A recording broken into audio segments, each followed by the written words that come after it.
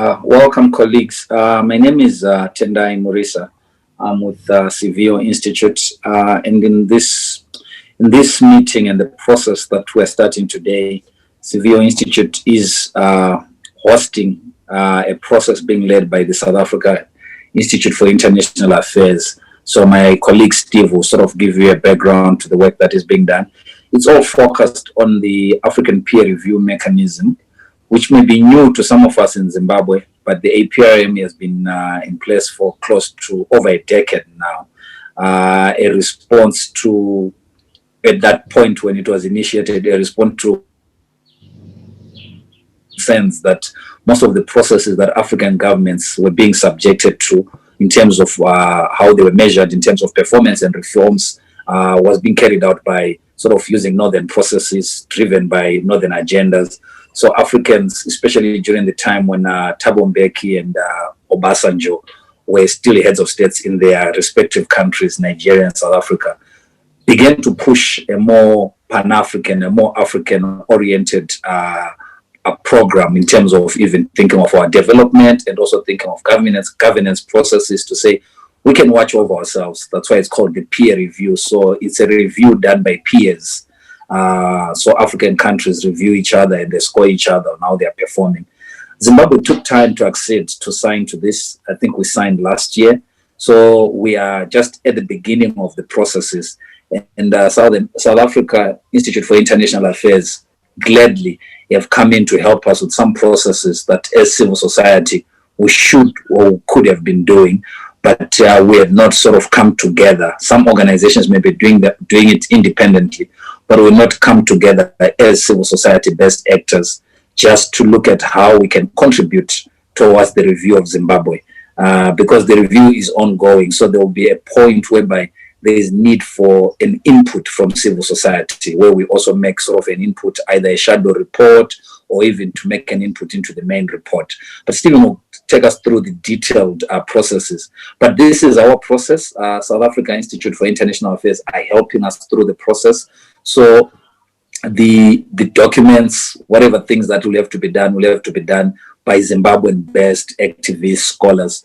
And we are hoping that in the room, starting today and the meetings that will come after this, we'll have a good mix of colleagues coming from what we'll call maybe policy research organizations, and also colleagues coming from what you call maybe activists. We rarely have those conversations. So it's also sort of an opportunity that we have through this initiative to make sure that we kickstart such conversations so that we do not speak in silos, but we speak to each other and to begin to inform each other's strategies, either those who do research being informed by activists and the other way around. So, like I said, it's a process that is emerging, is developing, and colleagues, please feel free at any point to make a contribution on how we can enhance this process. I think it's for the greater good of Zimbabwe. We don't want a skewed review that is just done maybe by state parties on their own, but we want to make sure that non-state parties also have a hand and they have sort of an opportunity to influence this process. Over to you, Steve. And I'll just, thank you, Tendai. I'll just show my camera for a few seconds so that you can see what I look like. I'm talking to you from Johannesburg, and it's great to be finally getting into the meat of this very important and interesting project. We at the South African Institute have been working on the APRM for many, many years. As Tendai said, it's over a decade old. In fact, it's nearly 2 decades old. We've been working on it consistently since 2002, 2003. And we have experience in many, many countries around the continent and increasingly in Southern Africa. So there's great lessons we can draw from other countries. But yes, as Tendai said, we're going to be working closely with Civio as the coordinating institution in Zimbabwe to try and bring together both analysts and activists in order to develop a written submission that will be thrust into the Zimbabwe APRM process, but a little bit more about that later. I just wanted to say that what today is meant to be an introduction, and it's a smaller group than we will be targeting for the next workshop. The next workshop, which hopefully will be towards the end of February is what we call our stakeholder sensitization workshop. That'll be a little bit longer, and we will cast the net a little bit wider and also bring in voices from other African countries who will join us. For today, we try to, with Civio, think of a core group of institutions that we thought would be instrumental in taking this forward and would really want to play a big part. I'm sure there are some other organizations that we can think of, but you know, your interest and your presence here today does indicate your interest. So what I'd just like to do before I kick off with the presentation is just to ask everybody to introduce themselves, to say their name, to say their institute, and if you want to say very quickly something of why this was of interest to you, that would be great. But so I'll start with me. I'm Steve Groost. I am at the South African Institute of International Affairs, and I look very forward to working with Zimbabwe colleagues. I think because everybody's in a different order, I will just call names and then you just unmute yourself. So let's start with Joy Mabenge. Thanks, Steve. My name is Joy Mabenge. I work with Action Aid in Zimbabwe as the country director. Thanks, and back over to you. Thank you, Joy. Let's go to Eldred. Well, thank you. My name is Eldred Masungwe. I'm with the master. Well, for purposes of this activity, I'm representing the Master Public Opinion Institute, or MPOI, and I am the director, at the institute, which carries out researches of various kinds, surveys, FGDs, key informant interviews, and and the like. So I'm the director at the institute. Thank you. Thank you. So the guy who deals with the numbers, Luanda. Thank you, Steve, and greetings to everybody on the call. My name is Luanda Mbongwase. I'm a program officer with the African Governance and Diplomacy Program at SIRE. I will be working alongside Steve on this project and Civio. I look forward to see what develops from Zimbabwe, as it has been very exciting in other countries. And in times where I'm not directly on the program, I will be in the background providing support. Thank you. Thanks, Lou. Wipsu. Morning to you all. My name is Charlene Bangamu. I'm with the Women in Politics Support Unit. I am the communications officer. Thank you so much for having me. Great, thank you very much. Nkaniso. Greetings, everyone. My name is Nkaniso Similane. I am a CASTA scholar for 2021, and I'm very much excited and honored to be in the presence of such distinguished guests. Thank you very much. Thank you. And Kaniso is taking notes today, so there will be a short event report which will be put up on our webpage. Then next I've got SIRE Events. Ndumi, do you want to just introduce yourself? Good morning. Hi, I'm Dumi Ngoma. I'm an events coordinator at SIRE. Thanks. She makes sure that everything happens. Thank you for your hard work, Ndumi. Okay, next we have Natsai. Hi, everyone. My name is Natsai Kushata. I'm the coordinator for the Center of Policy Analysis and Advocacy at Civio Institute. I come in as the person who will be directly in touch with you around the different processes within the initiative. Great. Thank you, Natsai. Fortune.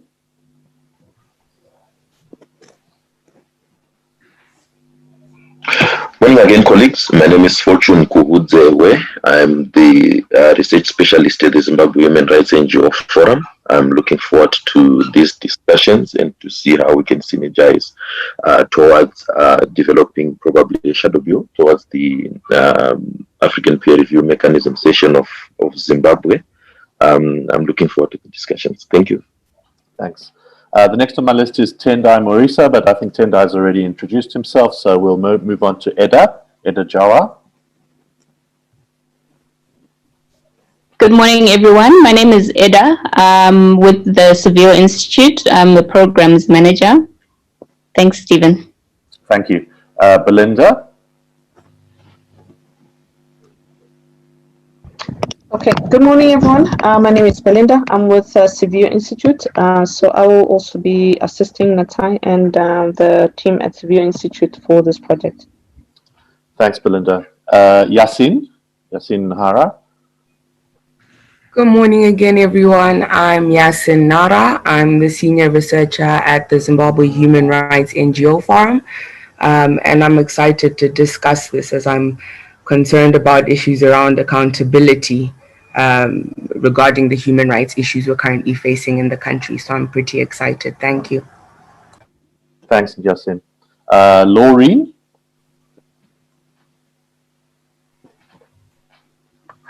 Good morning, everyone. My name is Lorraine Umpasiri. I'm the director for the Combined Harare Residents Association. I'm excited to be here and looking forward to the discussions of the day. Thank you, Laureen. Judith is next. Thank you, Stephen. Good morning, everyone. My name is Judith Kaulemu. I'm the Executive Director of the Poverty Reduction Forum Trust. We are also a host of a Zimbabwe Civil Society Reference Group on SDGs, where we are pushing for doing a civil society spotlight reports around the SDGs and the voluntary national reviews. So I see synergies with this process and I'm excited to be part of it. Thank you. Thank you. I like the term that you used, Judith, of spotlight reviews. Yeah, things that used to be called shadow reports are shadowy and sometimes dismissed because of that. But if they're spotlights, it's turning a light on rather than lurking in the shadows. So what we're hoping to do here is also a spotlight report. Thank you. Hard life.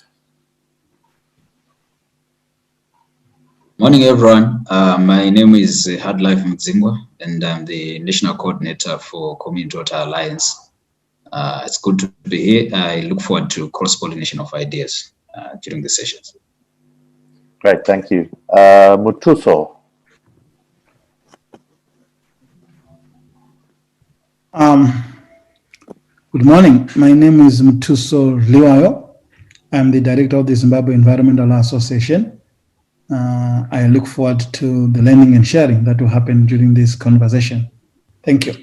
Thank you, Mutuso. And then I think the last one I had on my list is Maureen.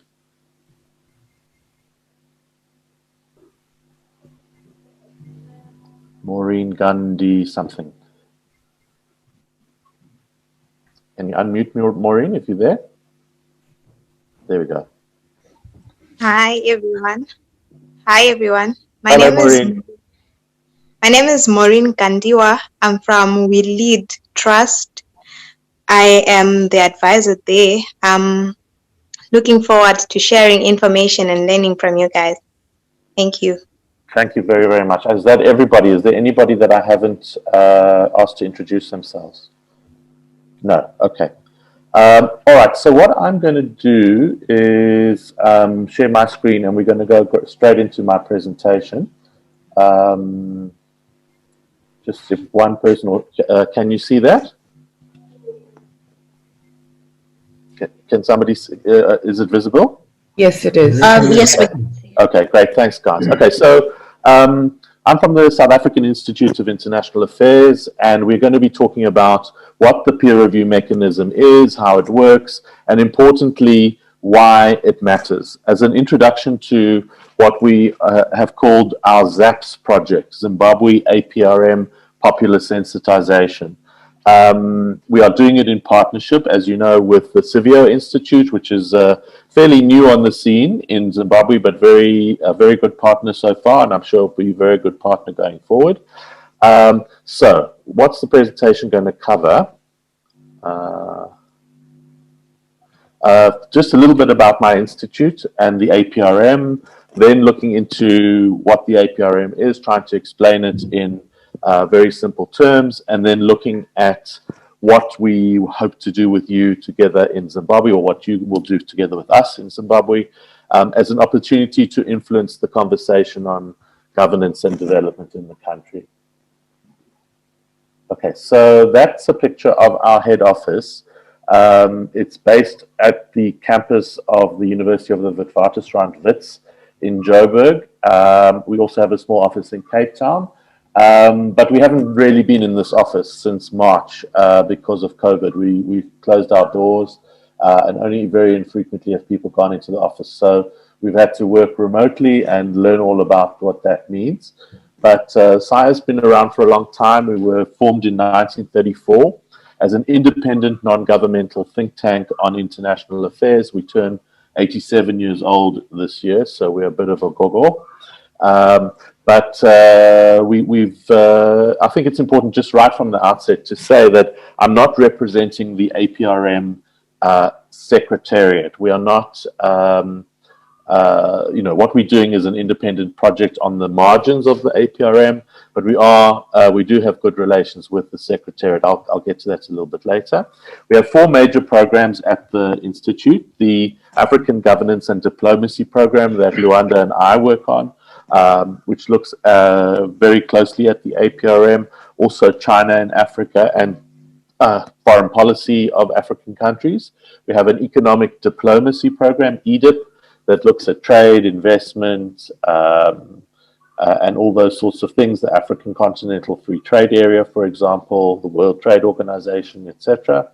In our Cape Town office, we have the Governance of Africa's Resource Program that does a lot of work on oceans, on forests, on fisheries, on mining, on the environment, climate change, trade in wildlife, and that sort of thing. And then we have a very, very active and robust youth program that touches over 1,000 young people a year through things like Model United Nations, model legislatures, quizzes, and policy discussions. So that's just a very quick overview of my institute.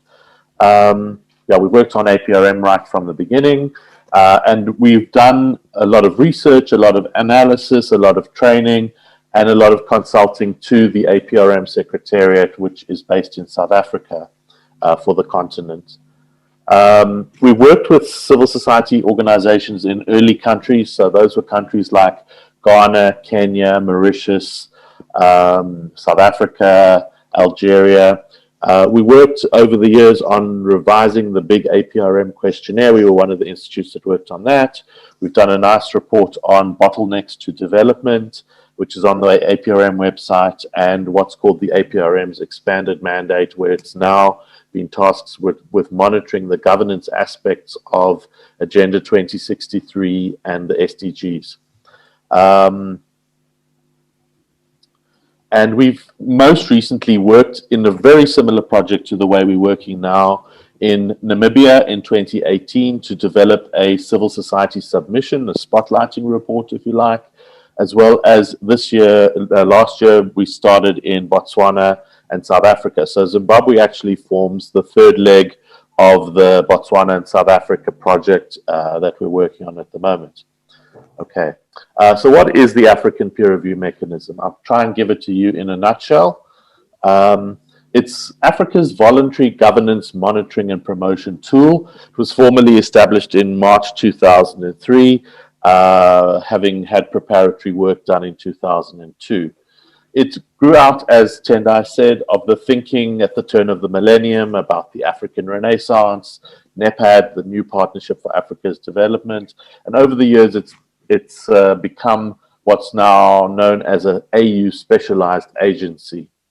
The whole system is designed to diagnose problems and progress and measure adherence to African and global standards. And there are 4 major areas, what are known as the thematic areas: democracy and political governance. And we tend to find that most NGOs are focused on this area, less so on economic governance and management, even less on corporate governance, but that doesn't preclude people and institutions involved there.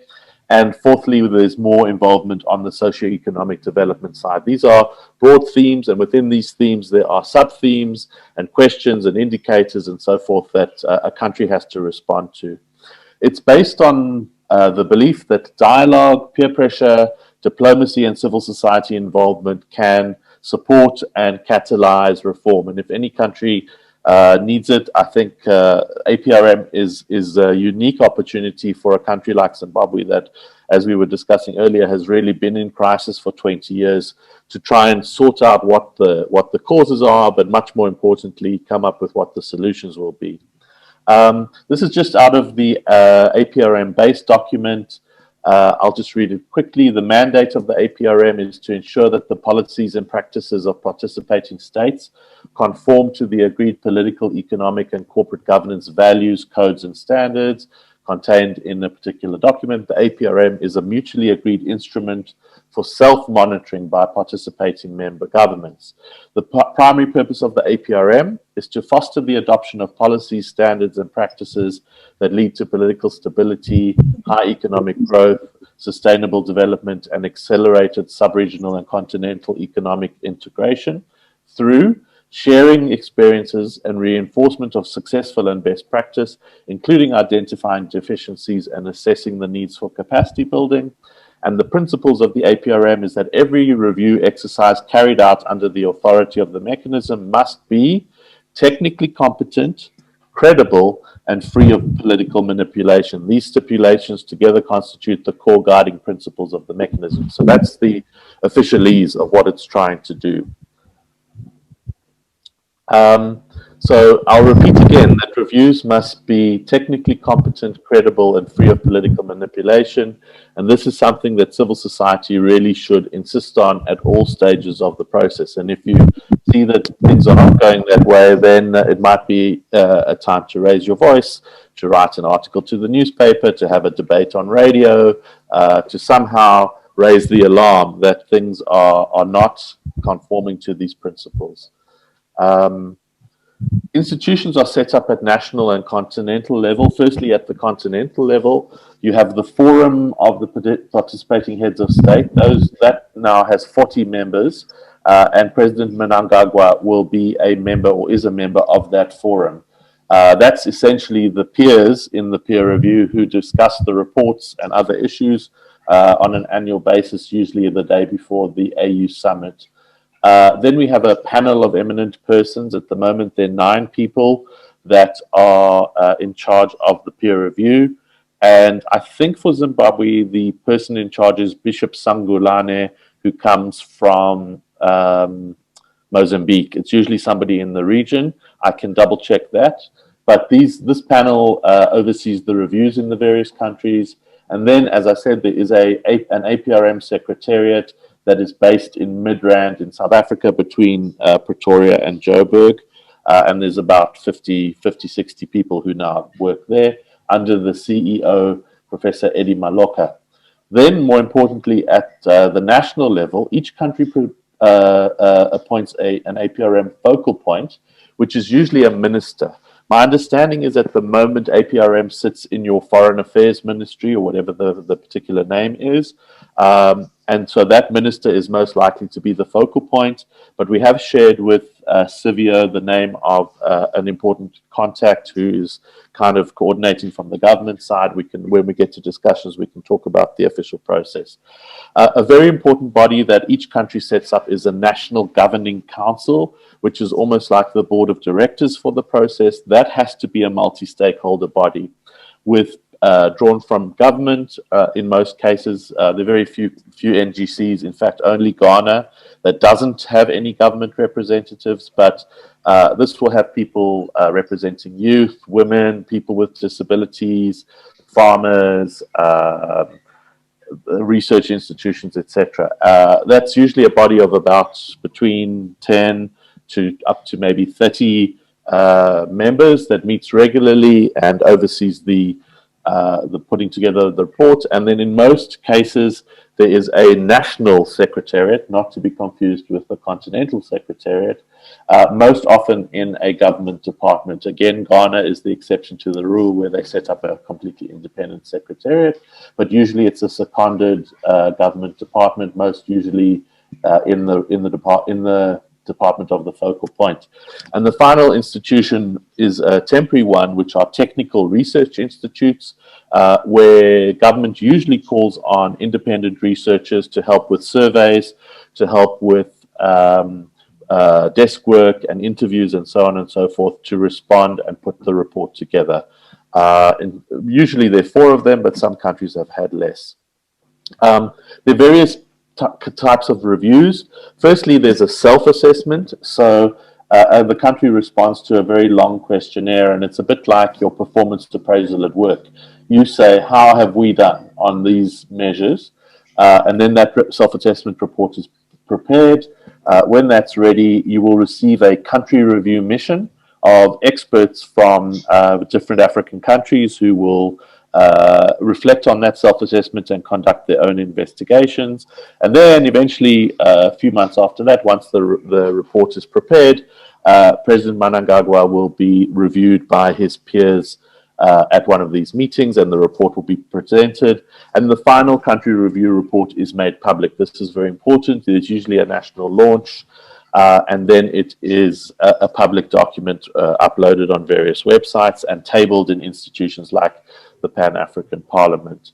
One area that we are very critical of is the fact that these reports take much too long to come into the public domain. So that's another thing that we champion and we spearhead.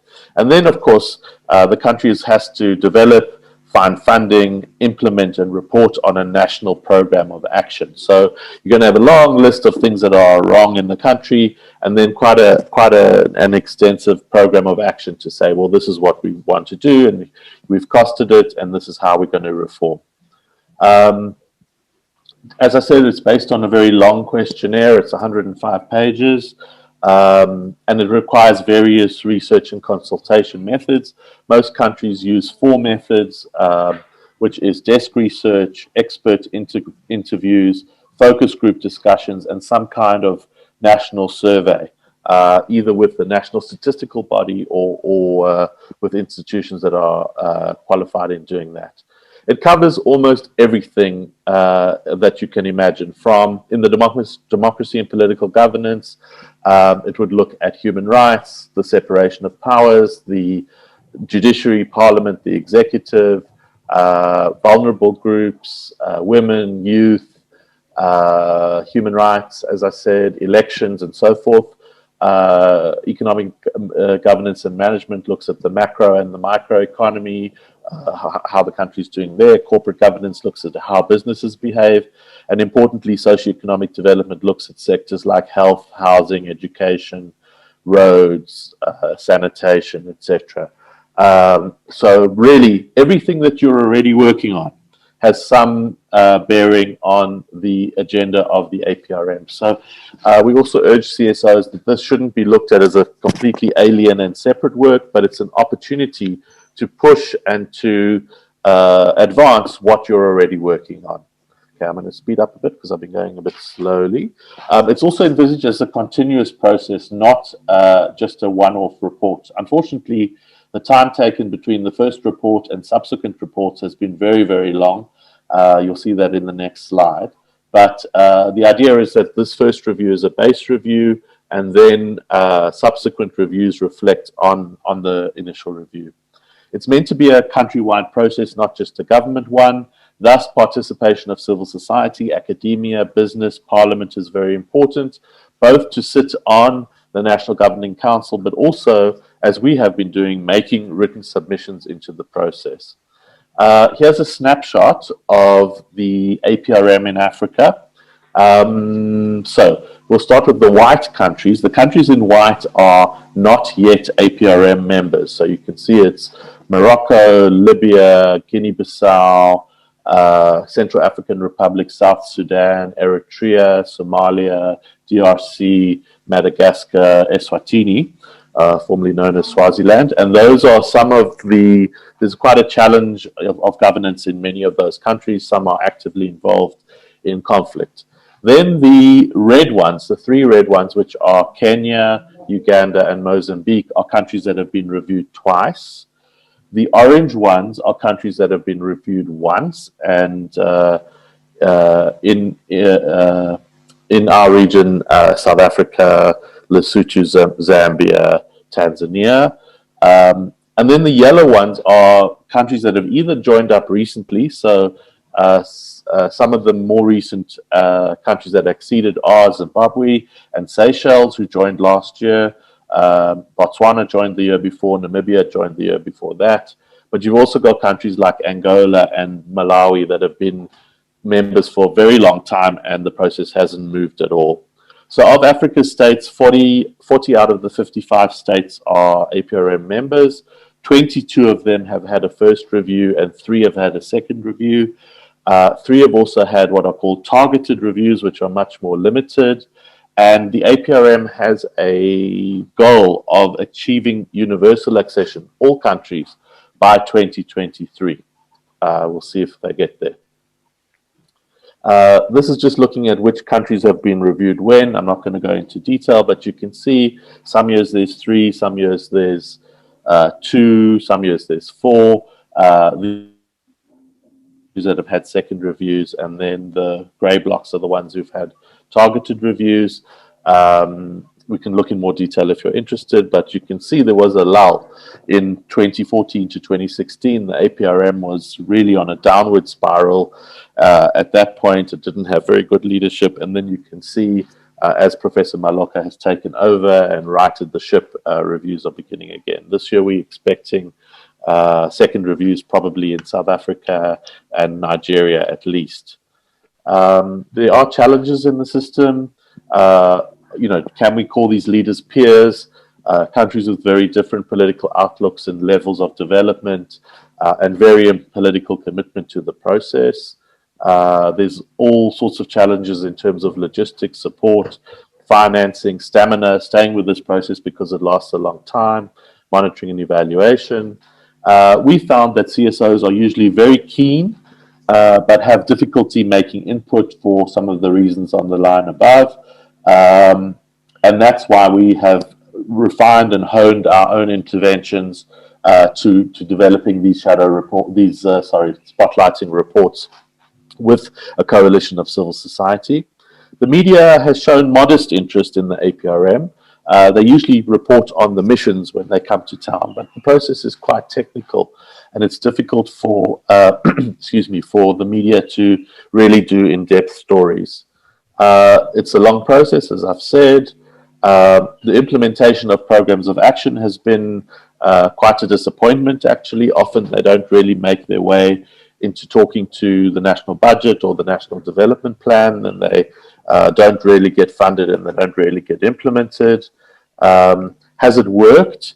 Well, if you look at something like the Ibrahim Index of African Governance, many countries have flatlined, neither really improved dramatically or not improved dramatically, but there are exceptions. For example, countries like Rwanda and Kenya have really reformed their business environment, and they've managed to jump lots of places on a survey like the World Bank's Doing Business survey. So it is possible, but critical ingredients are leadership, whether the country is doing this for domestic or external reasons, and whether it's well funded. I think that domestic or external reasons is an important one. We can discuss why do we think Zimbabwe joined up to the APRM. Just looking at SADC, in 2015, my institute, along with some partners, held a workshop called APRM in Southern Africa, exploring synergies with SADC. It may be a little difficult to see the colors on that map, but at that stage, Namibia, Zimbabwe, Botswana, DRC, Madagascar, Swaziland were not members. Since then, in the last 5 years, we have had growing SADC memberships. So, as I said, 6 countries have been reviewed. Of the SADC countries, Mozambique has been reviewed twice. 2 are very slow that I mentioned. And then 4 are newly joined, Namibia, Botswana, Zim, and Seychelles. And 3 in the region have not yet joined. What are some of the issues that the reports have typically come up with? They were good at predicting problems. So the xenophobia that we've seen in South Africa was definitely mentioned in its report before it exploded. Political tensions and tensions between the ruling party and the opposition in Mozambique, and even also in the second report talks about the insurgency in the north, which had just started then. Constitutional crisis in Zambia. So they're quite good at predicting big issues. Issues that have come up repeatedly are managing diversity, problems with electoral systems, separation of powers with a usually very dominant executive. Corruption always comes up, as does public finance management. Issues of land, property, unemployment, education, health. The inclusion of civil society is crucial, but it's often contested, either by the government or within civil society itself. These reports are very good diagnostics, locally rooted, but as I said, there's a bit of a disconnect with the programs of action, which are not very practical and not really implemented. And we've seen, unfortunately, I think, little evidence of peer pressure in the system. Okay, so moving on to why I think APRM in Zimbabwe is a good opportunity for you guys. It's an opportunity to influence. One, because it's newly acceded and the institutions, the personnels and the plans are probably just starting, or indeed, given all the other problems that Zimbabwe is facing, APRM may have been neglected. I'd be interested to hear from you how much you've heard about it since Zim joined. I watch these things quite closely and haven't heard very much at all. But I'm happy to be proved wrong. Has government commitment waned? That's a question. Key challenges, I've talked about the issues that came up in other countries. In Zimbabwe, I don't want to put words in your mouth, but some of the typical issues might be poverty, inequality, unemployment, the environment, corruption, state capture, management of state-owned enterprises, and I'm sure a very long list. What we are advising and what we've done in the other countries is maybe difficult, but to advise the group to try and get 10 to 12 issues, major issues. You can have sub-issues beneath them, but to articulate no more than a dozen categories of issues that need reform in the governance sphere. Otherwise, it becomes too unwieldy, and already the reports that we are editing are very long, which is causing my publications department headaches. So we want to try and keep it short and succinct, but of course you have to provide evidence of what the issues are. So as I said, we're building on SAI's experience to train and empower civil society and parliamentarians, and it's a model that we've used in 6 or 7 countries now: Namibia, South Africa, Zambia, Tanzania, Lesotho, Uganda, and Botswana. So we can draw on those comparative experiences. This report on the left was something that I produced for Namibia, for Namibia's Institute for Public Policy Research, who was our partner in the Namibia process. And I think it's still probably what I would recommend if you're looking for a short and sharp description of what the APRM is and why it matters. I think this document is about 10 pages, and it will give you a really good introduction covering a lot of the ground that I have already. I will make sure that NATSAI distributes a copy. There is also a copy on the ZAPS web page that we have created. But yeah, I think this is good essential reading. But so what is the project that we're proposing for Zimbabwe? That we want to provide support both for civil society and the official process. So Civio can also report back whether they've managed to make contact with government and what sort of discussions have been held, if any. We will work with Civio, and we will also include the APRM Secretariat. The person who coordinates Zimbabwe is somebody who's very experienced and been there for a long time, a guy called Dalmar Jama, who is working on Zimbabwe, and he knows about this project. To what extent do we involve government? I know that there's lots of politics between CSOs and government, and we have to think strategically and carefully, but I would definitely invite them to the next workshop that we're going to have with experience that should be sharing, not setting. But so this workshop today is an introduction. Then we have a larger workshop with which we want to get a good attendance with a much wider group of institutions. Then even now we would like to form a CSO working group. That's the kind of core group that will steer the development of a submission. As I said, we'd like you to select and then write up, provide evidence on 12 key issues as well as recommendations. We will, of course, be here to help with the submission. And then eventually when the report is ready, that it gets launched and disseminated. And just to let you know, the funder for this work is CEDA from Sweden. Very briefly looking at creating a submission. This is a document that was drawn up by a colleague of mine, Terence Corrigan, a couple of years ago. But it says, you know, that often as CSOs, we don't always make ourselves heard and raise the issues. And important in a process like APRM to know the rules and know the entry points and not necessarily have to wait for government because you might be waiting a number of years. So there are 5 tips here on putting a submission together. Identify the key issues. Don't do all of them. You'll lose yourself. But link back to the APRM's questionnaire. So, for example, if you want to talk about human rights, we know and we can help you and say, okay, that's actually in the democracy and political governance section.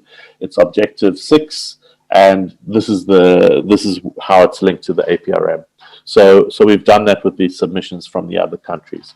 Gather and analyze evidence, your own research, research by other institutions, but usually very powerfully government's words when they've made promises and maybe not kept to them.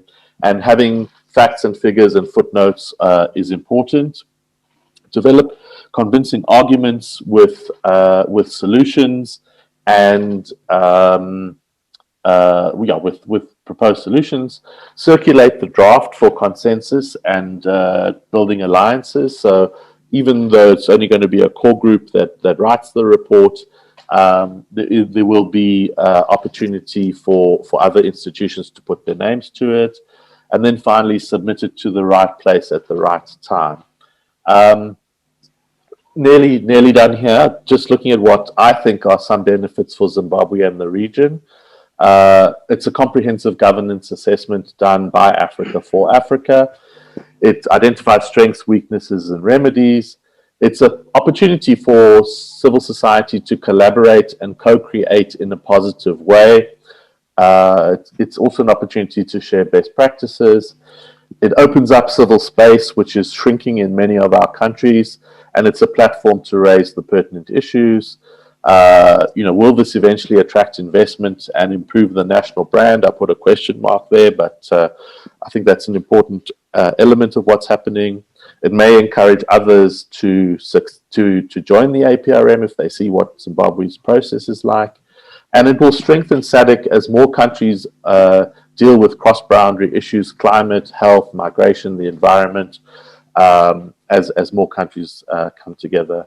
And then in terms of a provisional timetable, we really are hoping to get this process done within 6 months. It may be overly ambitious, but these are my suggestions. That today's meeting is our pre-planning, that we do the sensitization workshop on the 28th of February or towards the end of February, after which the working group is formed, or the working group is formed at some point there.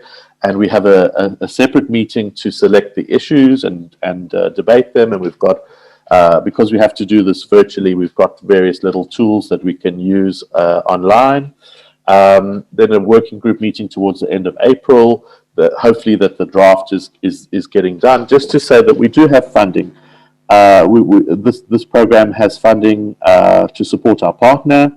The program has funding to give. It's not going to be a fortune, but if you do 12 issues, we have an amount of 7,000 Rand, unfortunately not dollars, but 7,000 Rand that would go to the group that writes that submission. We also have funding for a background paper and, of course, funding to edit and produce the report. So we have quite generous support for this project, which is great.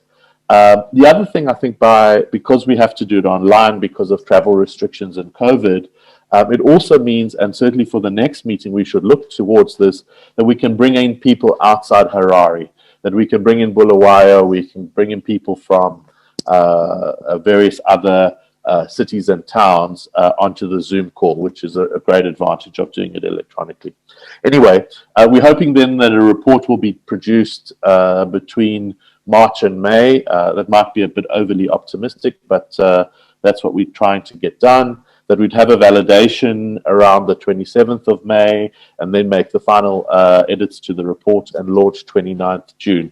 The reason we try to squeeze it into that period is, one, to keep the momentum going, but two, we also have an issue with our funder that we are supposed to spend the money by June. If probably by the next meeting it looks like we're not going to make that deadline, I will raise the alarm with the donor and try and negotiate some more time. But I think this is a good kind of working methodology.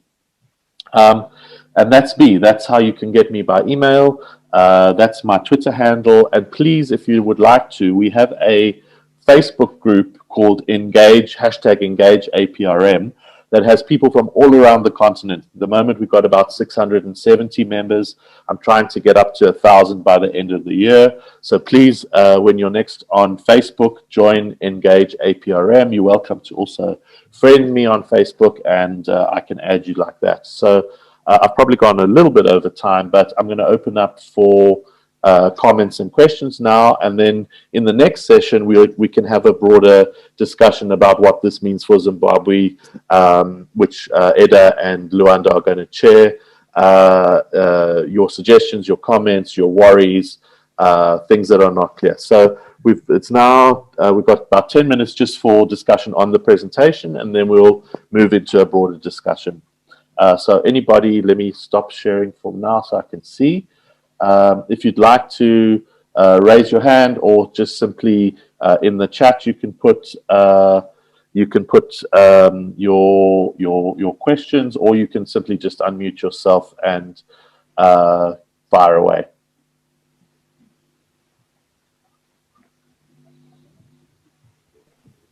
And I stunned you into silence. Thank you, Stephen. Yes.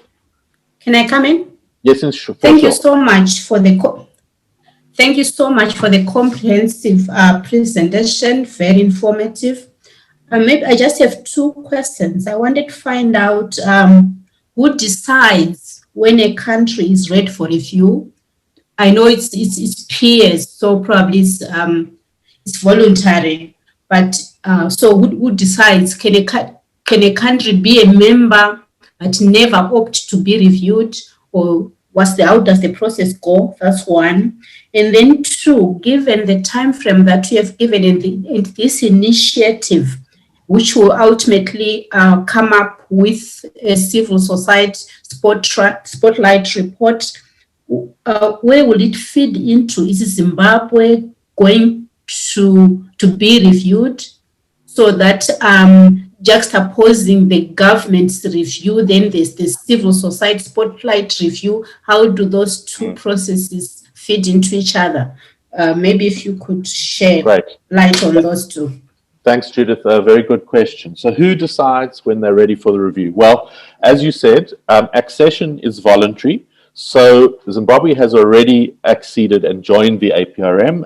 President Mnangagwa did so last year at the AU Summit. I happened to be in the room at the time, so I can confirm that he was there in his Zimbabwe scarf, and the country has joined. But joining is one thing; being reviewed is totally another. Generally, there are years between accession and review, and really, unfortunately, as I said, in our region, we have countries like Angola and Malawi that joined in 2004 but have never been reviewed. They haven't formed a governing council, they haven't done a self-assessment report or any of those things.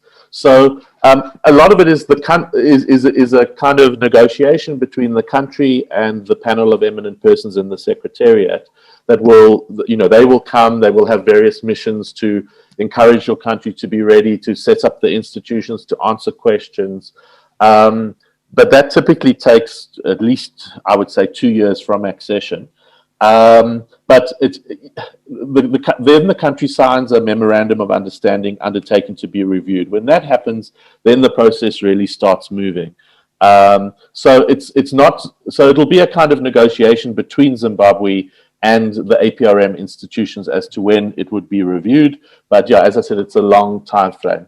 Thank you very much also for the second question. Where would this report fit in? Ideally, what we want to do is there are two major avenues. One is external. The APRM Secretariat, before it comes to review a country, will prepare a background paper, or what sometimes is called an issues paper. And we're hoping that our report will then, or your report will then, be sent to the APRM Secretariat to help them with background on the country. The second in an ideal situation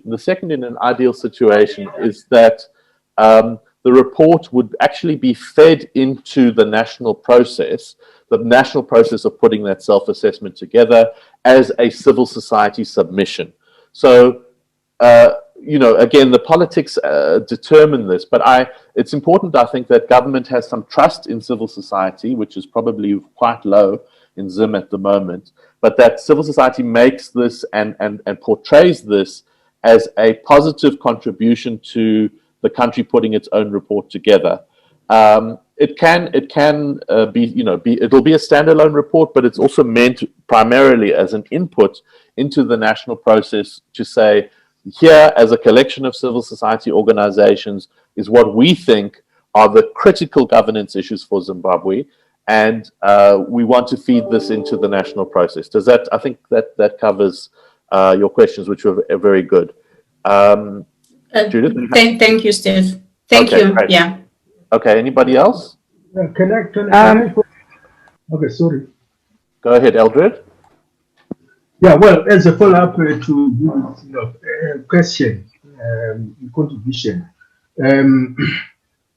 is it therefore valid to say this will a government control the process with civil society inputting into that process, providing the views perhaps from various sources that are used in compiling the civil society report, but otherwise it is up to the government to accept, to vary or reject whatever is in the civil society, report.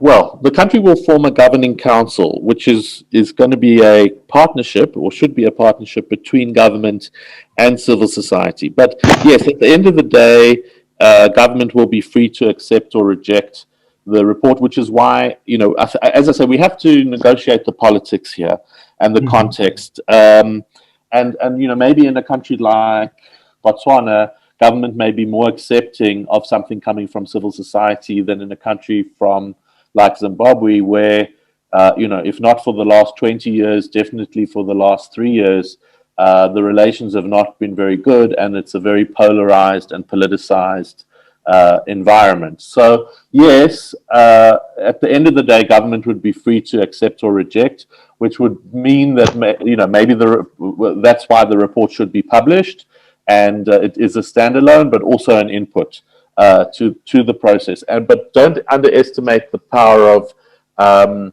that report influencing the APRM Secretariat, because they always need background and voices from the country. So yeah, a lot depends on the governing council, and part of this process also is to train up you guys to know what the rules are and how it works, and you may have to push. So for example, in Namibia, well after we had finished the project, the governing council was formed, and civil society was not happy with the composition, and they said everybody on here who's supposedly civil society is government affiliated, or we don't see credible voices there. And they pushed and they sent CVs through to the president, and they had an open letter to the president, and in the end they did alter the composition, and I think they put 3 or 4 more members onto the governing council that civil society had proposed. So you can anticipate some skirmishes, let's not call them battles, in this process going forward. Okay, we've come to 11. We're going to continue the conversation, but I'm going to ask Luanda and Eda to direct the traffic. We'll go till about just before 12, and then we'll wrap up and talk about the next steps. So Lou, I'm going to hand over to you. Thank you very much, Steve. Just to check if Eda is still on the call, she did indicate to me that her laptop was on 30% and they had a power outage. So just to check if my co-facilitator is in the room. before going forward? Hi, Luanda. Yes, I'm still here. Extremely low battery, but I'm still here. Okay, given that you have low battery, would you like to go first in case you get disconnected, to which then I will continue? Okay, so I Eddie, you're on mute. Sorry about that. I know just before Prof. Masunungura came in, they seemed as though there was someone else had a question or a comment that they wanted to provide. So I just want to maybe give that person an opportunity, and anyone else who might still have any questions or comments, maybe in relation to Stephen's presentation, to go first. I think that was me. I just wanted to briefly comment. With regards to this process, or that we'd even exceeded to this hasn't been publicized much at all. And for me, that's a concern where I feel that perhaps us as CSOs need to bring awareness to this. It also raises concerns, from our end as to the motive of government signing this, because we have a history where we sign all these documents and we, align ourselves to these international, regional obligations, and subsequently we don't follow through. So my concern is, by this process sort of flying under the radar, what are the implications? Is it not a case, or should we not be extremely careful to not let it be another one of those things where we've signed this, but no one knows about it, therefore no one will hold government accountable? So I think just, in terms of us as CSOs, we have an obligation to raise, a lot more awareness than we currently have, because government is not doing it. Thank you. All right. Thank you so much, Yara. I think, that's definitely important. Possibly the challenge was that us acceding to it also coincided with the COVID pandemic, and a lot of, I guess, focus and attention has gone into that, but it's still a very key and important issue and process. And again, I think as you highlight, it's important that it's just not become something that the government accedes to and it's in no way held accountable, or people are not aware that this is, as a country, this is what we've signed up to, given that the process is a country review, so all stakeholders need to be involved.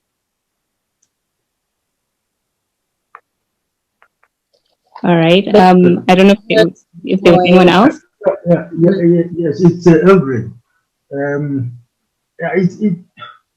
It's related to the concern that Yasin, raised, and I'm just wondering whether CBO has had any engagement at whatever level, with the relevant focal point in government. You heard that it is the Ministry of Foreign Affairs. I don't know if CBO has had any contacts with the ministry, and if so, what is your sense of their commitment to this, exercise?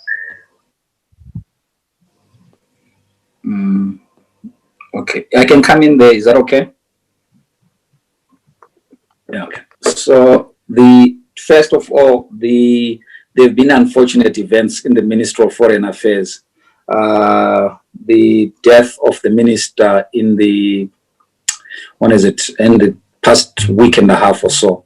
But before that, yes, we had started conversations. The people at the Ministry of Foreign Affairs are actually aware of what the APRM process looks like. So the discussions we had was like, we're waiting to see which civil society actor is going to engage us on this. Yeah, so there is that understanding that there will be a civil society component to the APRM work. I think it has to do with the induction they went through, etc. But we've not submitted anything formally, because what they need is actually a letter that just says that this set of organizations are going to be working around the APRM, etc., then describe how we're working so that they know. Because in the sensitization workshop, I think, which is the next workshop coming in February, we need to have a representative from the ministry just to observe and just also to give sort of an update on where they are with regards to their own formal processes. So that work is, it's at its inception. The person I spoke to was so excited. They wanted to take us to the minister to do this so that we explain, but it didn't happen. So we're just going to wait until sort of they resolve themselves. But to answer you, definitely there is scope and there is a process that they expect that should happen that is led by civil society around the processes to do with APRM. Thank you. Thank you. Yeah. I just want to flag that there are a couple of people who have their hands raised, Eda, and just to flag that. Thanks so much, Yara. Joy, I see you've got your hand raised, and then maybe after you, McDonald can also go. Thanks so much, colleagues. So mine is just, perhaps it's a question or something of that sort. And thanks for the comprehensive input. So these are, so the system works is that these are peers reviewing each other based on submissions from countries. And the assumption is that there will be consultations. Now, for us as civics, one of our biggest interests would be to hold governments to account. So if you go to the UN system, the periodic review system allows for, some autonomous input by society that sort of like puts pressure on the government on various human rights issues or violations, if you want to call them that. So I am wondering, and I'm wondering because of the need to be distinct about number one, aiding a state-led process, inputting into a state-led process, and number two, having that is quite distinct from that by having, a civil society-driven autonomous process that has the capacity into the APRM, structures and processes without necessarily being absorbed into what the state says about itself. I don't know if I'm clear, but the question perhaps would be, is there a possibility for a dual process that allows for input into what the state says about itself and presents it as assuming that there is national consensus on what they are saying, and then an independent or semi-autonomous CSO-driven process that is also detached or delinked from what the state says about itself, because the state may not be willing to absorb some of the issues that CSOs put in to the report. Thanks, and back over to you.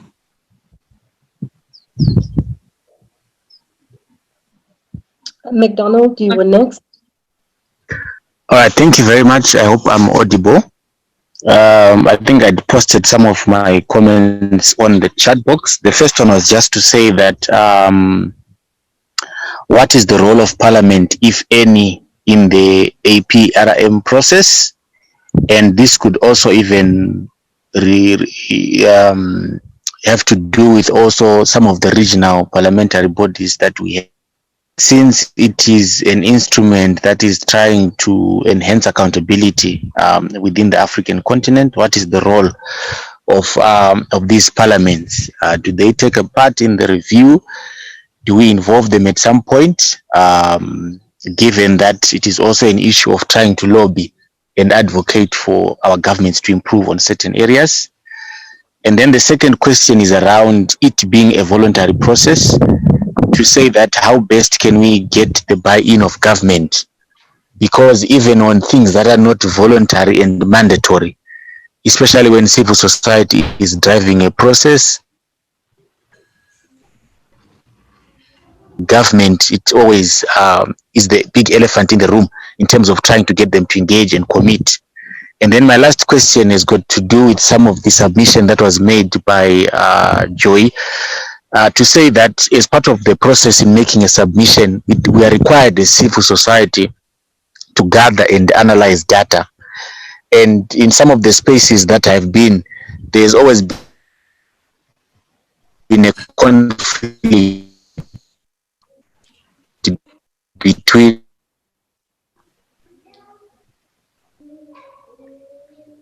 McDonald, we seem to have lost you there briefly. Are you able to hear us?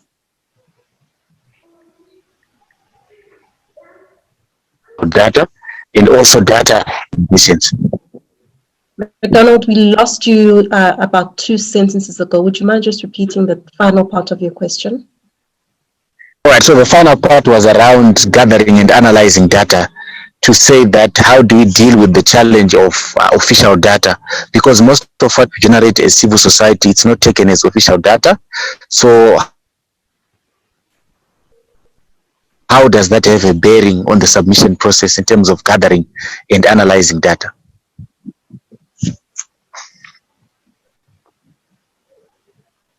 Thank you. Ida, are you still with us? While we just wait for Ida, can I invite Matusi to take the floor? The hand is up. Thank you very much. I think McDonald has stolen one of my thunders in terms of the voluntary nature of this mechanism in the voluntary initiative. So I'll not end on that. But the other question that I have is, well, I'm happy that economic governance, social and economic development, which is basically reflective of the area that my organization, Zimbabwe Environmental Law Association, works on. So what I wanted to find out is, once the findings have been, the researches or the report has been produced, how do these leaders use the report or the findings or the recommendation therefrom to hold each other accountable? And how do we get to know whether indeed there has been some accountability measures that have been taken at that level as leaders? Do we get to know whether the leaders that one of their own to say, look, this is unbecoming what is happening in Zimbabwe, South Africa, or wherever it is, or we don't even get to know whether they were censored or not? And because for me, I see this as not an end in itself, but a means to an end. So I would want to hear from those that have experienced this mechanism, to say, how do the report, the findings, to hold accountable? Thank you. All right, thank you very much. I've just noted a message from whose battery is, so I'll try to direct the conversation here on out. And I'd like to then invite Steve to maybe respond to the following questions, as these are an extension of his presentation. And this is the question of the independence of the report. I think maybe it might be worth explaining how the reviews are carried out and that result in this report. There's also a question about parliaments, the role of parliaments in this process, and also another question about the buy-in of government in the civil society process. There was a question about challenging of the official data or analyzing of the official data. And then the last 2 questions were about how do leaders hold each other accountable after all this review and reporting has been done. I think that also relates to the NGOs and also the transparency of this holding each other accountable. Steve, I invite you to take the floor. Thanks, Luanda. I'll try and get through it comprehensively, but also succinctly. The independence of the report. Well, my experience in watching this in 20 countries is that there's always contestation. There's always a desire by government to portray itself in the best possible light, and to say, when asked, what are you doing about this? They usually say, we have this law or we have this institution. Very little examining of whether that law works and whether that institution works and what the reality of the ground is, on the ground is, which is where, of course, many civil society organizations have strength. I think what we're trying to advocate is some trust building with government, which is not always easy, but that the steps that Savio has already started in trying to engage them in saying, we're here, we're going to be doing this, it shouldn't be seen as threatening. We want to see it as a way that can help you put your self-assessment report together. That's an ideal.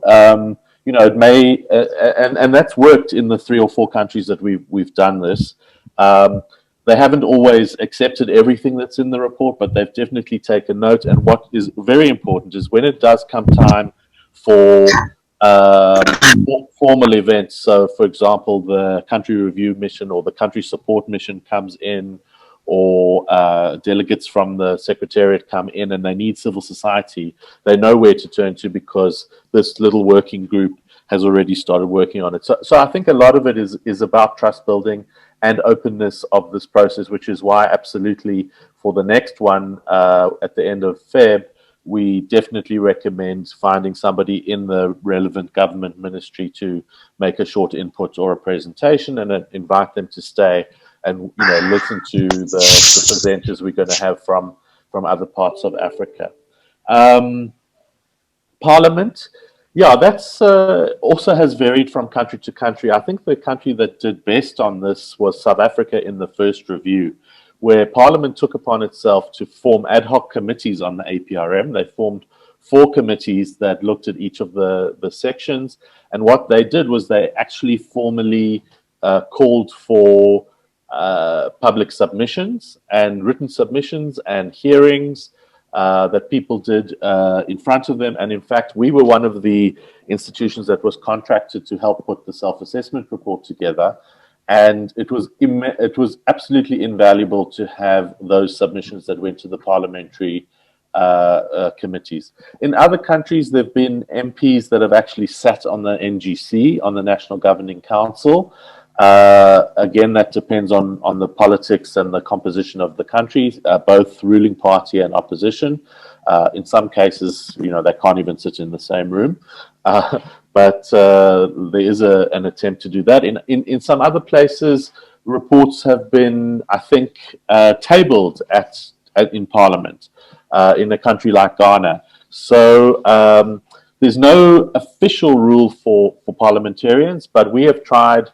Certainly, when we worked in Namibia, we went to both the upper house and the lower house and gave them a little presentation on the APRM, and they were very grateful for that.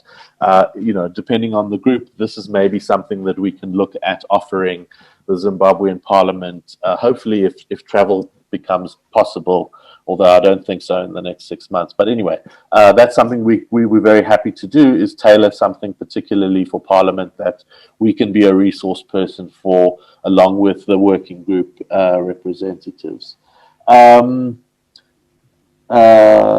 This being a voluntary process and getting the buy-in of government, yes, again, it depends on the balance of forces within a country. Generally, governments sign up to this but don't do very much until they're pushed.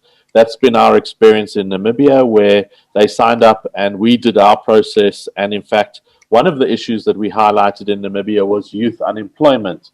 And in fact, that became the subject of a targeted review in Namibia. So we feel that we really did have policy influence in that one of the issues that we highlighted was actually the subject of a specific targeted review.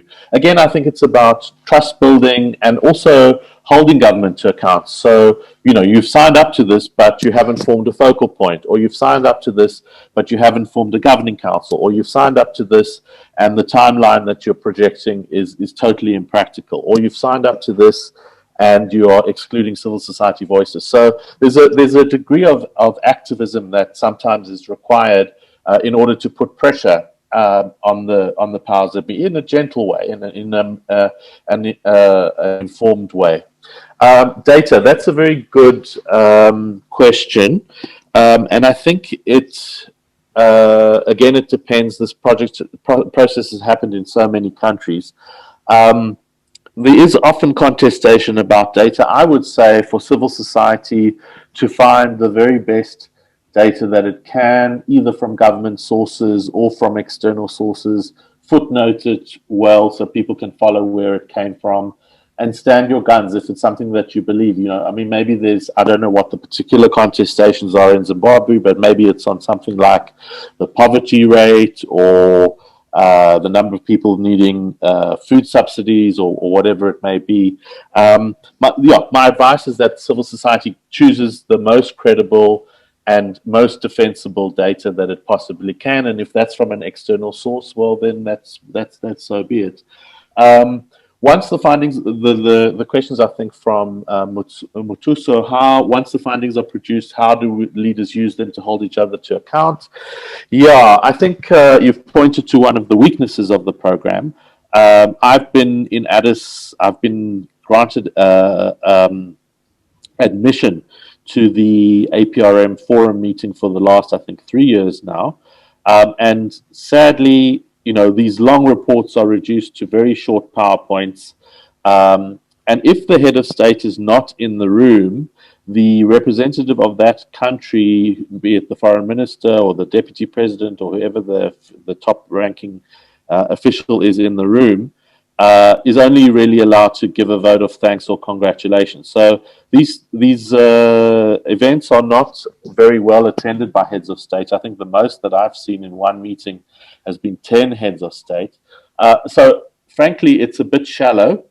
And a bit, you know, that clearly, you know, in the time of like Meles Zenawi of Ethiopia, he had definitely read these reports prior to them being discussed, and he often raised ideological questions. Nowadays, I'm not so sure how many have read it, but again, I think that's one aspect of the process, and we should try and do what we can to improve that, but we don't have all that much agency in that respect. But what I like to advise is that this is a journey, that this is a process, and that this is something that you would want to do as civil society, to do the best report that you possibly can within the time and the finances that are available.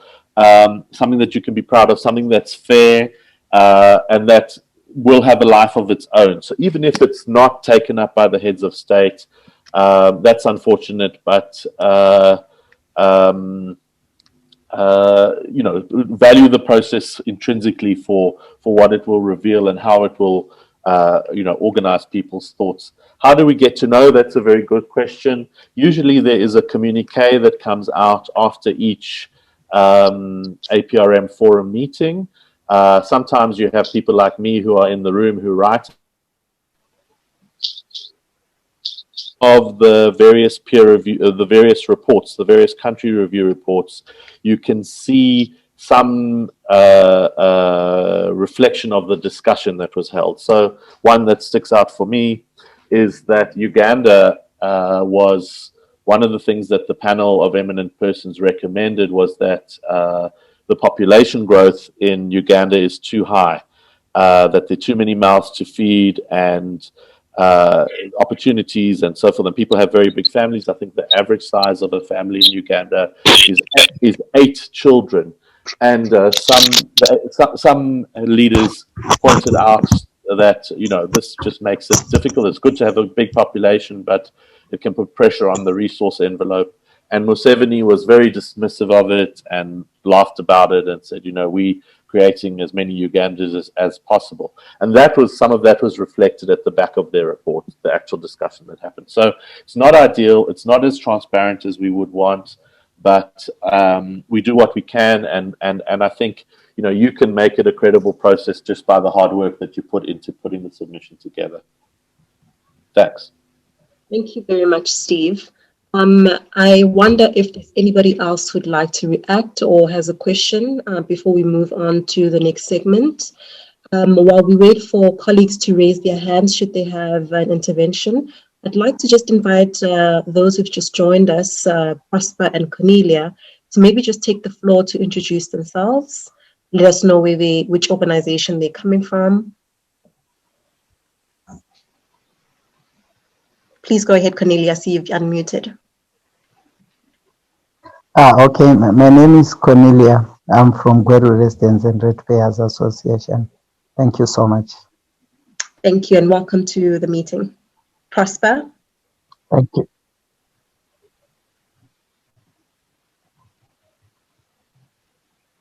Prosper, you can just unmute and the floor is yours.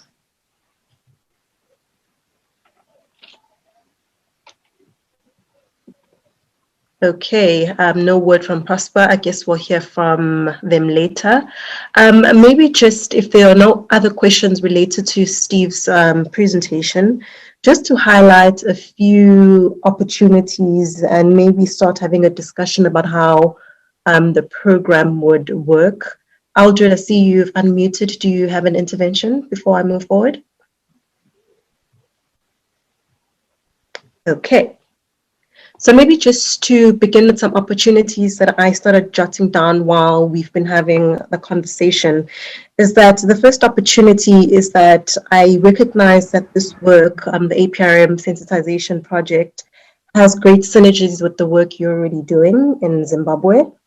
There is an opportunity to come together and speak in a common voice rather than working in silos. And I think this is an important point Tendai pointed out. It's an opportunity to influence the official process. Yes, it hasn't begun for various reasons, and we thank Tendai for highlighting sort of the challenges that the department is facing at the moment, and also just the excitement to which they are receiving this project. So this is a great opportunity for this reference group to sort of influence the official process by having an evidence-based submission or spotlight reports that can feed into the process. Steve has highlighted this, that the APRM Secretariat already does an issues report. This can influence the work done by the APRM Secretariat directly and also can influence the national process. It's also just having an organized reference group so that if there are any times where APRM work is being done, there's an already coordinated group that can respond quickly to that work. And it also encourages the official process to move ahead. Just by civil society doing something that complements the process, it can encourage them to actually get things going. And Steve, I'm just hoping that at this time you can maybe project the slide where you have the timelines. And while Steve does that, I think this challenge that was highlighted by Yassine is for me something that can be embraced as an opportunity. And this was the issue of awareness raising. How can Zimbabweans make a noise about the process so that people know about what's happening? And just maybe to share experiences from the South Africa process, is that before we actually started with picking the issues, we were really trying to get people to know about this. We wanted to have people from all provinces knowing about what we're doing. And because we were working particularly with youth, we tailored our intervention for the youth demographic. And how we did this is that we came together and we put together a social media campaign to that objective. And we had a very successful campaign in South Africa, where we just use social media alone. So in the Zimbabwean context, colleagues can decide what best works for Zimbabwe. Maybe it's, trying to get this in radio, maybe it is social media, but maybe we can then start thinking about how we can best make a noise about the process that we are starting, so that ordinary Zimbabweans can know about what we are doing and can know about the APRM, what it stands to benefit for the country, and how the process is moving along. So that was just an idea that, we can take this challenge that we've identified and turn it into an opportunity. If anybody would like to maybe react to those or maybe add to the opportunities that I've just raised, please can you use this opportunity? And we can have a discussion around that before moving into how this will work. Please do that by raising your hand. I will identify you and then the floor will be yours.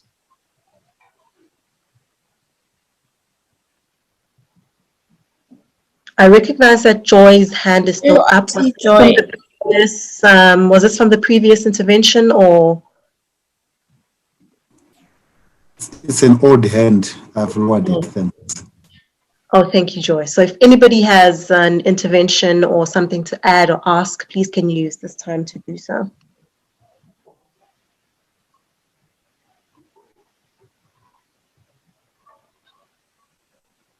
If not, I will just move on to the final segment of this session, which is to sort of... I'm sorry, just a quick one. Sorry. Yes, please go ahead. I wanted to inquire if this presentation will be availed to us. I thought it would be useful to share with colleagues as well.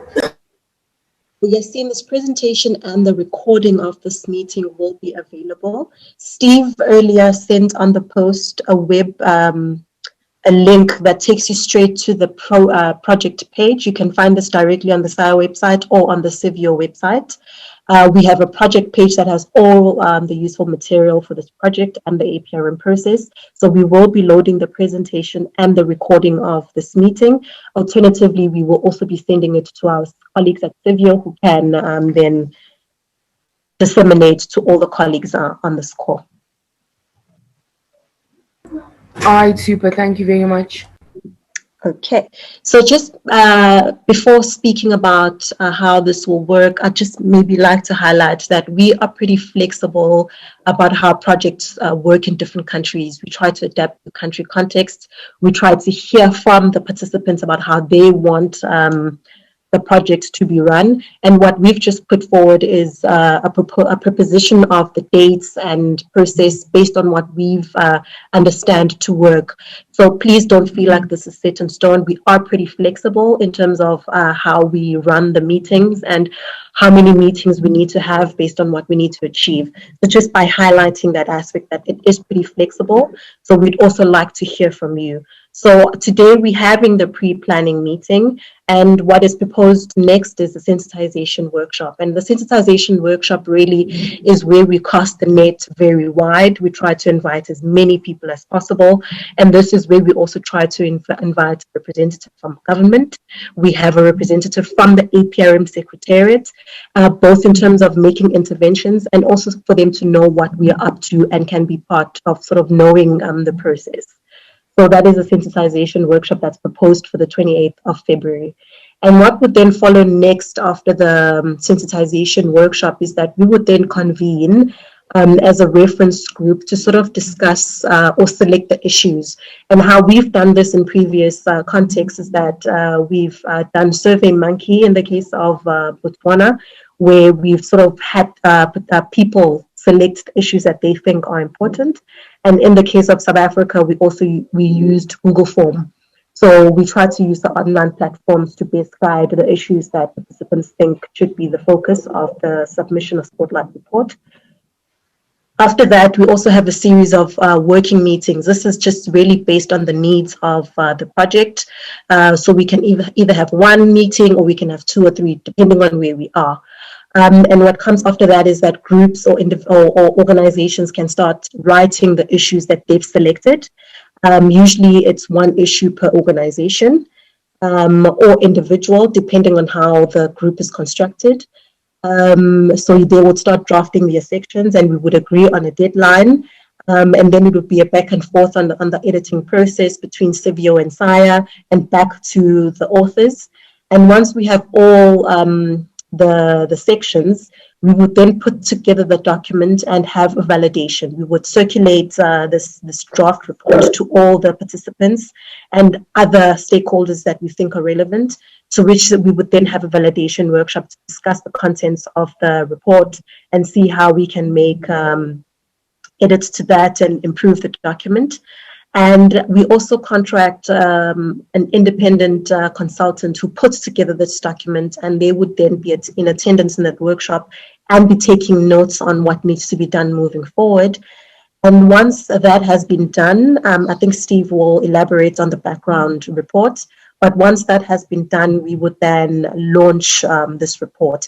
And again, we'd love to hear from the participants about how best they think we should disseminate this report based on the country context, use of social media, use of media and other platforms. But the point here is that we could go as big as we want with this, especially with platforms such as social media, etc. So if anybody would like to react to that, please may you just raise your hand. And while you do that, I'll just ask Steve to speak a little bit about the background paper. Thanks, Lou, and thanks for going through that. Yeah, what we've done, we didn't do it in Namibia, but we have done it in Botswana, South Africa, and we want to do it in Zimbabwe. Is that we also choose a prominent academic or author or researcher to do a background paper, but they only start working on it once the consensus on what the issues are has been finalized. So it's a parallel report, but it's much more focused on facts and figures, whereas the submissions that come in from the individual people for the individual chapters often will outline the argument, but are not always as strong on supporting evidence. So because they're looking at exactly the same areas, they are two parallel reports that feed off each other. And then, yes, as Lou said, we have a consultant who's done it for us in a number of countries. If she's available, she'll do it. Otherwise, we have some other people who will then mash those together into one comprehensive submission that then is validated. And we do the final corrections, and then we produce the report and launch. But yeah, as Luanda said, I think given that we have been forced to go virtual on these projects, it actually opens up lots of avenues. So as she said, in South Africa, it was really great to get people from all 9 provinces in some of the meetings, which is just something we would never have been able to do in person, or it would have been very expensive and very time consuming to do so. So start thinking about your networks that are outside of the big cities who could also make a contribution to this process. The other thing to say is what we did in South Africa and Botswana is we formed 2 WhatsApp groups. One was for this group or the people that we think would be core to eventually being the working group. So definitely SIA, Civio, and then any of you who would like to be part of something like that. And then we have a wider group for the general public, or not necessarily the general public, but other organizations that may endorse the report but may not, for example, be involved in writing the report, just to keep them updated. It's a good way to send links and send documents, etc. So if that's something that you think will be useful, we can chat about it now, and then we can set it up, or Civio can set it up, and then it's just a good way to stay in touch. Thanks. Thank you, Steve. I see Aldred has their hand up. The floor is yours. Thank you. My question is about the questionnaire which Steve talked about. Is this a generic questionnaire that is administered to all countries that are being reviewed, or there are country-specific questions? Secondly, is this a questionnaire that is actually administered to say, identified, selected the respondents, or it is CSOs and government that fill it in, and then it's analyzed after all the returns are in? I'm not quite, I didn't quite get the, and at what point also the questionnaire is received and administered. Thank you, Aldred. Just to read out a comment, a great comment by Natsai. I think the best way to go about the dates would be to have a Google poll sent to everyone, and we come with a consensus of the dates for the process. But I think giving each stage a month of the month end of the month meeting dates does suffice. Thank you, Natsai, for that very useful intervention. I think we will then discuss this, how to set up this poll after the meeting and get that going. Steve, would you like to respond to the question about the questionnaire? Thanks. Yes, it is a generic questionnaire. It is the basis of what every country needs to complete, but it has been adapted by many countries to include issues that are specific to that particular country. But it's a bit of a misnomer to think of it as a quantitative questionnaire. It's not a survey instrument. Now, there have been countries, most countries have somehow involved quantitative work, or usually sometimes the National Statistical Office, for example, who have translated that generic questionnaire into a survey instrument. And that has gone to a representative sample. But of course, it's not every question. There's no ways you can do 105 pages in a quant survey. So at what point, when the National Governing Council is set up and the timeline starts for the country, that's when the questionnaire is reacted to. I wouldn't even say filled in, it's reacted to. What it does is it provides the headings for the self-assessment report, and under each question there are under each thematic area there are objectives. Under each objective there are questions, and under each question there are indicators. So it sounds very complicated, but which is why we also advise civil society for this project, the ZAPS project. You're welcome to read the questionnaire. It's very useful to do so, but don't, because we're doing a more limited report, you don't have to be constrained and straitjacketed by slavishly following what the generic questionnaire is asking you to do.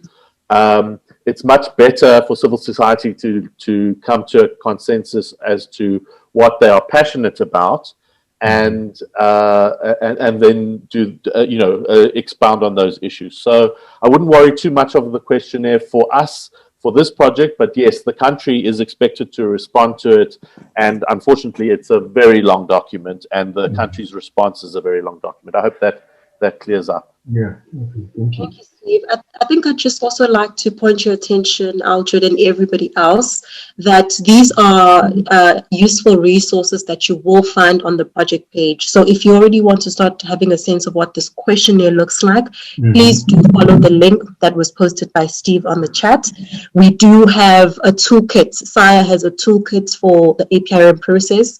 We try to capture all the process as it happens in all countries and all other relevant materials. So this is an all-encompassing sort of toolkit that has all these documents that you can start to sort of look at to get a sense of what we are talking about.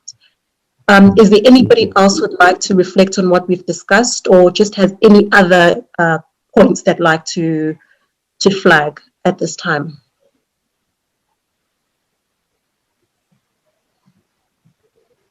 I think if not, so this will bring me to the end of this session, and I would then hand back to Tendai and Steve for the final components of this meeting before we end. Thank you very much. Thanks, Luanda. Tendai, do you want to make some closing remarks, and then I'll just wrap it up? Thanks, Luanda. Thanks, Stephen. But just for... I sit with these comrades who are asking all these tough questions. I just want to know if everyone is happy with the answers. Just 2 seconds. Is everyone answered? We don't want to, and I'm not saying it happens, but we don't want to leave you in a place where you are not so sure of what is going on, etc. But we just want to make sure, because like Stephen said at the beginning, this is a small group. This is the core of the people that are going to be leading this initiative. But just for us to make sure that we are together. But also, even outside of this meeting, I'm available to have a chat with colleagues who may still have some lingering questions, etc. And also, just by wrapping up, to then say, I think the APRM for me, it's a process that we've observed taking place in many other countries. And I think the usefulness of the process is exactly what Stephen said. It's in the utility, the process of doing it is actually a process of building democracy. Democracy is not an event, but it's a process. So the first report may be rubbished. We may have challenges around engagement, etc., which is fine. But as we get into the culture of sort of being a mirror, trying to contribute to the peer review process, I think it's one of the critical needles to levers that we can turn in the shift towards a more democratic order, because it's a tool that is widely accepted. Many other African countries are doing it, despite its limitations. But also it helps if we're looking at a process where it's not going to be an instant thing, but it's going to be a journey for the next 5-10 years, where there'll be contestations about the findings, what government puts in its report, what we put in our report. That's the whole idea. Then we find each other, then we agree on what can be fixed. So I would say let's get into this. I'm just imploring colleagues that we get into this with an open perspective. That is not going to be a silver bullet. It's not going to resolve all of our problems overnight, but it connects with other processes that are already existing, but also it creates a new opportunity of engagement, number one, amongst ourselves, and also number two, with government, also number three, with a message that then goes across Africa based on what we will have produced as civil society actors. So with those few remarks, I'll say thank you again, colleagues, for taking time to participate. I think the timetable has been set, and Natsai will be communicating. But like I said, if at any time during the course of this process, colleagues feel like they need a side chat, I'm available, Stephen is available, and even the colleagues are available, so that we're all in it together. So for instance, you have to report back to your constituencies and you feel like you have not given adequate answers, there's still lingering questions, feel free to invite us. We can make those explanations about what we're trying to do. Like Stephen explained from the beginning, this is a process that is civil society driven. SAIA is not part of APRM, Civil Institute is not part of APRM or of the government, but we are just part of the broader network of civil society. And we believe we have a role to play in sort of influencing these processes. Thanks again to all the colleagues who participated, and in particular to colleagues at SAIA for taking the time to answer all the questions, and also for the very detailed presentation. Thanks very much, Tendai, and just to say thank you to Sibio for taking a chance with us and for coming on this journey with us. After today, I'm very happy that, if I didn't know it before, that we have an engaged and energetic partner, which is really great. Just to say again, if you would like to, you can friend me on Facebook and also join the Engage APRM group, which is connecting you to people who care about this around the continent. And most of the posting is by me, but other people post usually when APRM is in the news in some way or anything else of interest about governance in Africa. So that's quite a good forum. Just to say, this is your process, and we will be guided by you, both on the timelines, but also most importantly on the content. We try very hard not to put words in your mouth, but to get the key issues, the critical issues to surface from civil society's point of view. And as Tendai put it, yeah, it's not always a smooth process. It's contested, but it's part of the very necessary national dialogue that we have to do on our democratic journeys.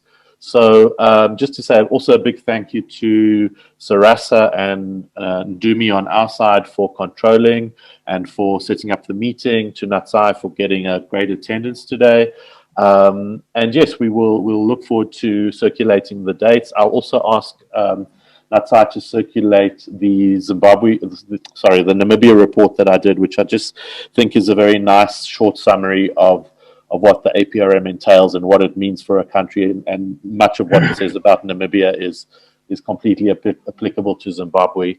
We'll decide on the dates pretty quickly, and then start advertising and getting people for the sensitization workshop, which, just to repeat what the purpose is, there'll be a little bit of repetition from me of this presentation of what the process is, but I think where we really will add value is bringing in government, bringing in the APRM Secretariat, and bringing in our partners from Namibia, South Africa, and Botswana, which is really nice to hear it from the horse's mouth on what this process is like. Just to say thanks also to Eda and to Luanda for facilitating, and we still have a few minutes if there are any more questions or comments that people would like to make. Otherwise, we'll close off now. So you still have a last chance to make comments.